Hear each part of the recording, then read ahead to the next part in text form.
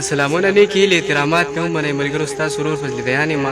په دې هیله چې روغ جوړ به یې او ژوند ته به تازه یې عبید ملنګ صاحب را سره په خوا کې ولاړ دی د دې نه به ښایسته ښایسته شعرونه او غزلې ورو ډېره زیاته مننه ستاسو ډېره مې خوشحاله اوسئ کامیاب شئ ډېره مننه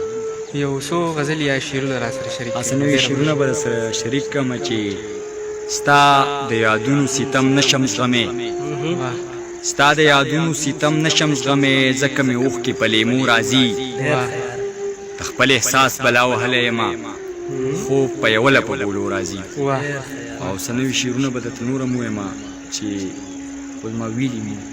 ځای به خیر دی وایه هر یو ښکلی لکه بوت ته سومنات شي چې جانان یې کړمه مینه پکې قات شي د حساس ضمیر خاون یم صاحبه په وړه وړه خبره مې زړه مات شي دا پکې بیا ووایه د حساس ضمیر خاون یم صاحبه په وړه وړه خبره مې زړه مات شي د دنیا د چارو لاس کله وکاږي چې د ښې بدې نه وځي د جومات شي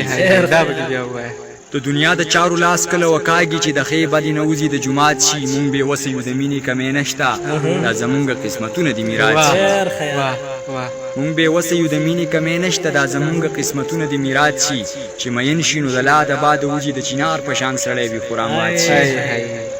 او په مودو په سترګې یخې زړه ټکور شي په مودو پس چې نصیب یو ملاقات شي ستا د حسن په موضوع چې لیکل کېږي کنایي شي توضیحات شي تشبیهات شي عبیدیانه ستا د حسن په موضوع چې لیکل کېږي کنایي شي توضیحات شي تشبیهات شي عبیدیانه چې د قام د غم خلاص شي او بیا ژوند ته را جوړېږي نو پات شي ډېره مننه